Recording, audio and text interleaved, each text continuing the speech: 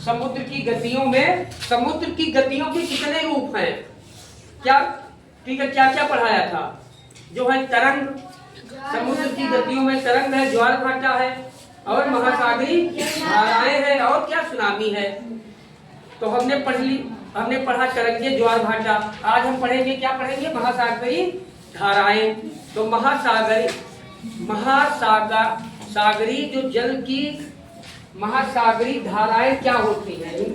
देखिए, समुद्र के पानी का जो नियत दिशा में निरंतर जो है बहना, एक दिशा में समुद्र के पानी का बहना, ठीक है, निरंतर लगातार बहना, इसी को हम बोलते हैं महासागरी धारा।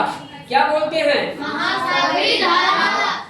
और ये समुद्र में बहती हुई नदियों की तरह होती हैं, लेकिन ये बहुत बड़ी और शक्तिशाली होती हैं। जैसे देखिए, महासागरों में एक निश्चित दिशा में नदी की तरह बहते जल को महासागरी धारा कहते हैं।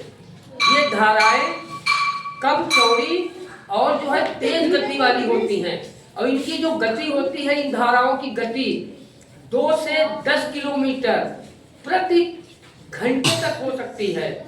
लेकिन कभी कभी महासागरों का जल एक चौड़े और धीमी गति से बहने वाले प्रवाह का रूप ले लेता है। तो इनकी एक गति जो होती है 1 से 3 किलोमीटर प्रति जो है घंटे होती है।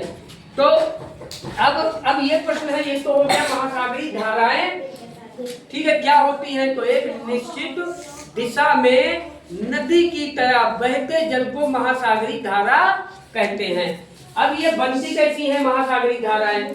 देखिए, इसके बनने के कारण में पौने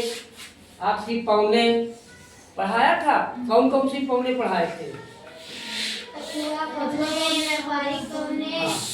और जो है तापमान का अंतर, समुद्र के पानी का जो खारापन होता है, लवणता, खारापन होता, और पृथ्वी का घूर्णन, और महाद्वीपों का आकार। तो ये सब जिम्मेदार हैं, ये सब जो कारण है, इन्हीं कारणों से महासागरी धाराएं बनती। कौन कौन से कारण हैं?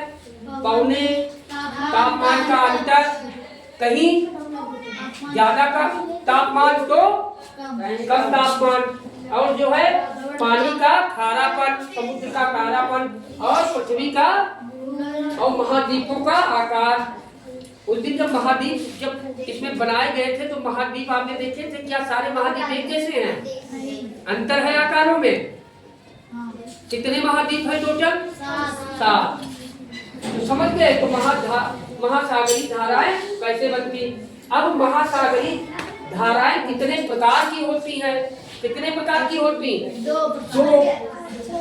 महासागरी जल के तापमान, महासागर का जो जल होता है, महासागर का जो जल होता है, उस जल का जो तापमान होता है, उसके आधार पर महासागरी धाराएं जो है 2 प्रकार की होती। कितने प्रकार की? 2 प्रकार की। एक होती है गर्म या उष्ण जलधारा, दूसरी होती है ठंडी जलधारा। समझ गए? 2 प्रकार की। अब गर्म जलधारा के बारे में आप क्या जानते हैं? हाँ, जाओ। ये भूमध्य रेखा की ओर से ठंडे देशों की तरफ जाती हैं। कौन सी जलधारा? गर्म जलधारा भूमध्य रेखा की ओर से ठंडे की तरफ जाती हैं और तापमान बढ़ाती है, इसीलिए इनको क्या बोला जाता? गर्म जलधारा। जो विषुवत रेखा, भूमध्य रेखा जो निकली है, भूमध्य रेखा से जब ये जो है ठंडे की तरफ जाती है, ठीक है, तो इन ठंडे क्षेत्रों की ओर जाती है, भूमध्य रेखा की ओर से ठंडे क्षेत्रों की ओर जाती है और तापमान बढ़ाती है। तो ऐसी धाराओं को हम क्या कहते हैं? गर्म जलधारा। प्रमुख गर्म जलधाराएं हैं कौन कौन सी? गल्फ स्ट्रीम अटलांटिक महासागर में बहती है, क्यूरोसियो प्रशांत महासागर में बहती है, अग्गुलहाल धारा हिंद महासागर में बहती है। अब ठंडी जलधारा क्या है? ठंडी जलधारा उल्टा कर दीजिए, ठंडी जलधारा उल्टा कर दो। ये ध्रुवीय क्षेत्रों से गर्म क्षेत्रों की ओर, गर्म क्षेत्र का मतलब भूमध्य रेखा की ओर, ये ध्रुवीय क्षेत्रों से भूमध्य क्षेत्रों की ओर आती है या बहती है और तापमान कम करती है। इसी को हम क्या कहते हैं? ठंडी जलधारा। क्या कहते हैं?